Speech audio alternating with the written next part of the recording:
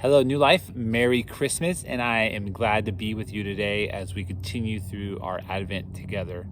I have this incredible passage that I get to share with you today, and it comes from Matthew chapter 25. The context has been verses 31 through 46, which I would encourage you to sit down and read today and reflect on that. But here's verse 40. And the king will answer them, "Truly I say to you, as you did it to one of the least of my brothers, you did it to me." And the reflection of this passage is Jesus is saying, whatever you've done for the least of these, you've done to me.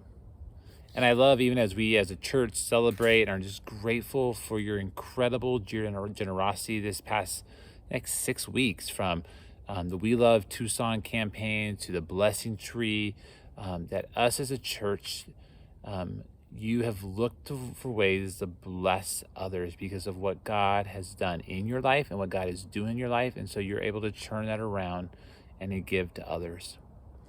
But it's a reminder even to me, and I hope it's a reminder to you today that, yes, we love God's word, and God's word is an anchor in our heart. We love to enjoy and to study and go deep. We love chances to gather together as God's people in prayer and fellowship and teaching and small groups and serving each other in the life of our church.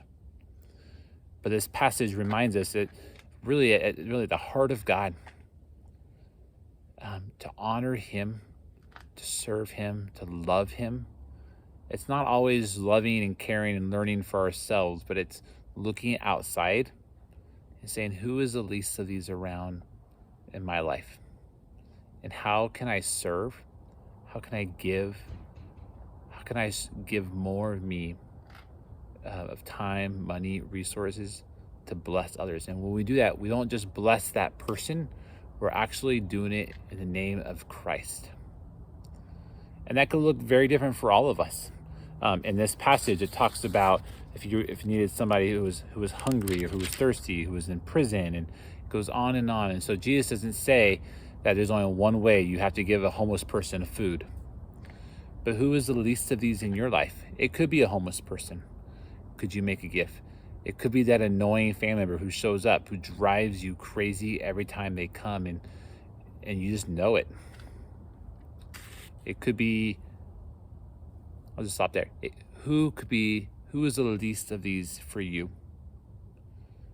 And my prayer for you, my prayer for myself, my prayer for us as a church, that we would not just have eyes up as we worship God this Christmas, that we would not just have eyes for the people in our lives that we like and love and enjoy spending this Christmas season together. But would you have eyes? Would you have a heart to look for those who in your life are considered, that you would consider the least of these?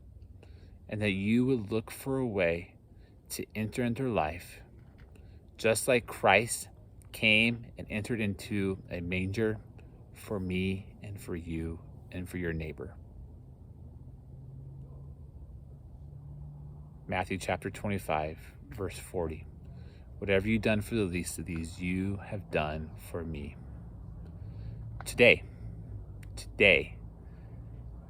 look for ways. Ask God to give you ways to open your heart and open your schedule to serve and to love the least of these for you. And let that be a Merry Christmas for you this season. Thanks for being part of this Advent devotion.